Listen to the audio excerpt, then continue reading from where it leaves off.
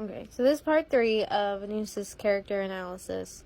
I wanted to point out that the next part takes place between Vanitas' and Ventus's, like, Vanitas' creation and Birth by Sleep itself.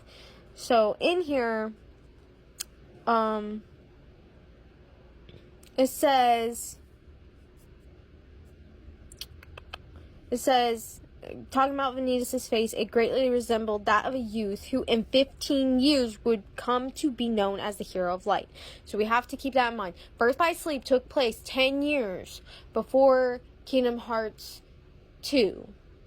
So Kingdom Hearts 1, my bad. Birth by Sleep took place 10 years before Kingdom Hearts 1. This is 15 years before Sora's 15. So technically, it would be 14. This would take place, Vanitas' creation takes place 14 years before the events of Kingdom Hearts 1. It's 15 years from KH2. That means there's about a 4-year gap between Vanitas' creation and the creation of Birth by Sleep. That's what's going on here. So it's a 4-year gap. So in 4-year time frame, this is what happens to Vanitas. And it's also just good to know because that probably means that Ven and Vanitas are about like 11, maybe 12, if Ven is 16. But I'm not really sure because we don't get a clarification if he's 15 or 16. But that's roughly around the age Ven is.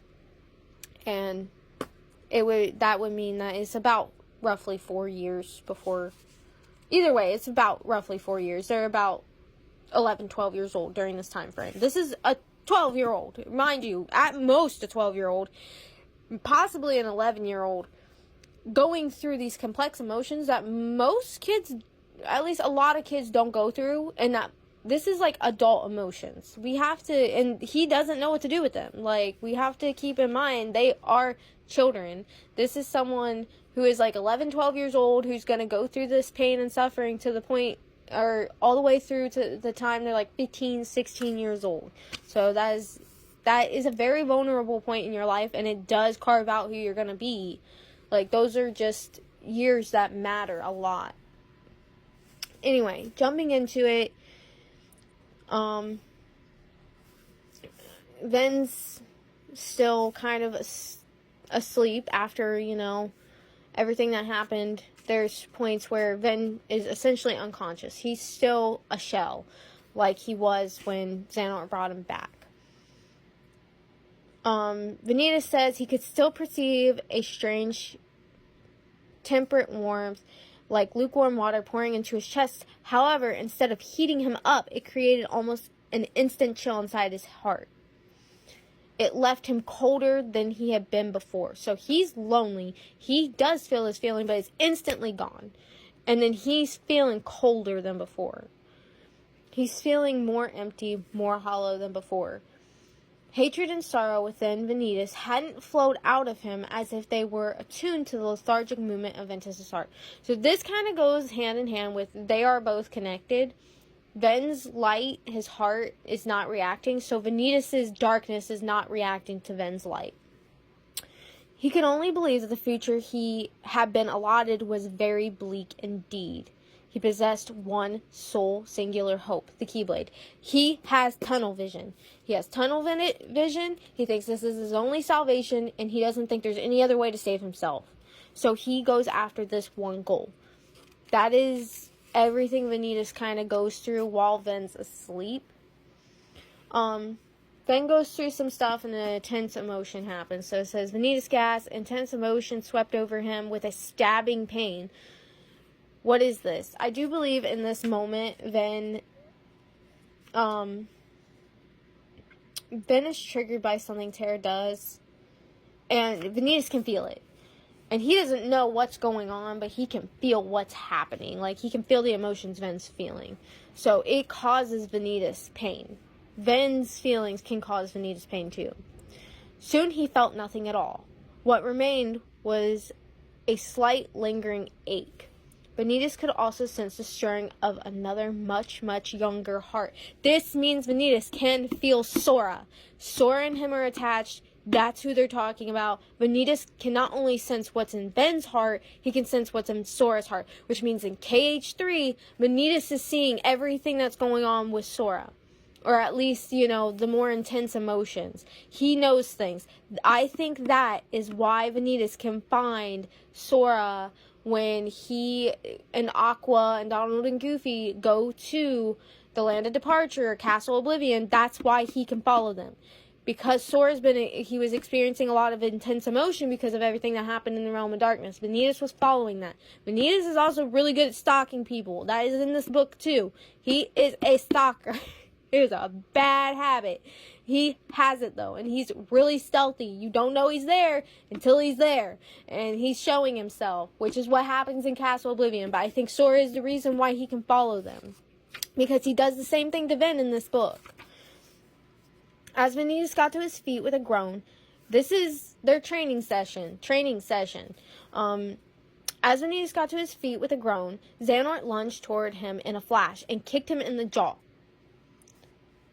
This is definitely not like what Ericus does. Ericus doesn't do this to his pupils. Xehanort's definitely doing this to hurt Vanitas.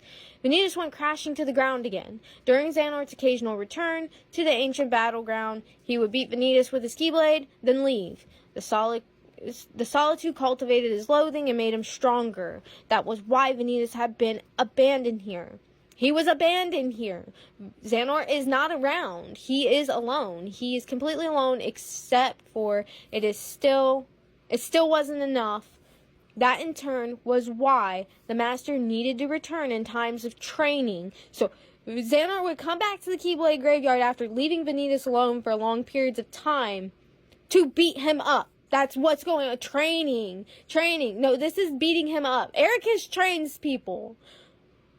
Xehanort's just being abusive. They point blank. Like, he kicked the kid in the jaw. Like, I don't know how many years it's been in this particular moment, but he's between the ages of either 11 and 15 or 12 and 16. Either way, between 11 and 16 years old, and Xehanort is kicking him in the jaw. Like, that in itself just tells you he's being abusive. Like, he literally got up and he kicked him. Like, no. And he does this regularly. This isn't just something that happens. Anyway. While Vanitas did sometimes cry out and weep, this time he merely gritted his teeth and got to his feet. Sometimes he cried out and wept. Vanitas is now not crying. His tears are dry now. He's not expressing that hurt and pain because it does not serve him. This happens a lot of time. I noticed, like, you can cry, and usually when you cry, others will be there. Well, Vanitas has no one there, so there's no point to cry. So he shoves it all down and doesn't feel his emotions. This is where he's kind of slowly turning into someone with ASPD. Like, he's kind of becoming a sociopath. He already kind of had tendencies like that because of all of his negative emotions, but now he's actually really starting to he's not even feeling his own feelings, and he has no remorse for others. Sadness and loneliness was far from strength. Those feelings could be left to the unversed. Vanitas needed overwhelming power that called for isolation and hatred. True darkness lay beyond his dried tears. So he's using these dried tears and just forgetting about the sadness and stuff and just giving that to the unversed and moving on and just feeling hatred and isolation and loneliness. He's letting it cultivate his hate. And that's so detrimental to his mental health. And then there's a scene where Ven, Aqua, and Terra are laughing. They're having a good time together. And then this is Vanitas' perspective because he can see through Ven's eyes. The teeth grinding noise grated on his ears. A flood of something warm poured into his heart all at once, bringing with it echoes of laughter. He could see through Ventus's eyes. His consciousness was so clear he even knew the names of the two beside him. The man was Terra and the woman was Aqua. Ventus was between them laughing. Vanitas stood, unable to contain his fury. He's angry that Ven is able to laugh with these people and have a good time and have people around. He's angry about this. He's angry that he doesn't have this. Unable to contain his fury, he swung his keyblade at an Unverse. A malice more intense than the pain it brought him turned the inside of his chest as black as pitch. He's very jealous. Remember, like in the last part, I mentioned that when he was jealous, a giant Unverse came to being. Well, it's because of that jealousy, because he doesn't have those things, because he's in pain and he's lonely and he has no one. It causes darkness to grow. The jealousy. It's similar to Riku and Sora. Riku became full of darkness partly because of his jealousy of Sora. Vanitas and Sora are two sides of the same coin. They're opposite, but they also reflect each other. Whereas Vanitas and early Riku reflect each other a lot. And he doesn't know where his anger's coming from. So, who was the target of his enmity? Ventus, the whole world, Master Xander, the two laughing. Vanitas didn't know. Maybe everything. He hates everything, including himself. He doesn't understand why he hates everything, including himself. He doesn't get it, but he does feel it. So, that is all I really got for the past between the 5 years and stuff. Because after that, it goes into the Keyblade War, which in that, there's some things that insinuate that Vanitas, when he's creating Keyblade, he's feeling a lot of pain. That I will cover later, because that's going to be huge, because it plays into his development into KH3. Because Vanitas is going insane in KH3. He's went from someone who's just angry, jealous. He starts to slowly lose his sanity and become more warped. And that's why he sounds differently in the other games. And I will explain why, but that's all I really have for now. That's part 3. I'm hoping to make a part 4 hopefully soon. But there is one more thing I wanted to point out in the book. I forgot about this. The fact Vanitas sees Stitch with a Wayfinder. Remember, he wants friends. He wants love. He doesn't know this. He wants a bond. He needs light. That's what he needs. And the light is love. I'm sorry, but that's what Vanitas needs. He's lonely. And he sees Stitch with a Wayfinder and says, he tries to grab it from him and fails, but then it says, and the fact that it actually made Vanitas feel something was just more proof that he and Ventus were connected. And he says, this is ridiculous. And then he walks away from Stitch. He does feel that because Ven feels that because he's seen through Ven. But I think Vanitas wanted to grab the Wayfinder from Stitch because Vanitas sees that is his light. That bond, that the friendship, having friends, that is what Vanitas needs. That is what will make him not hurt as much. People who will be there for him. People who will support him. And he doesn't understand this, though.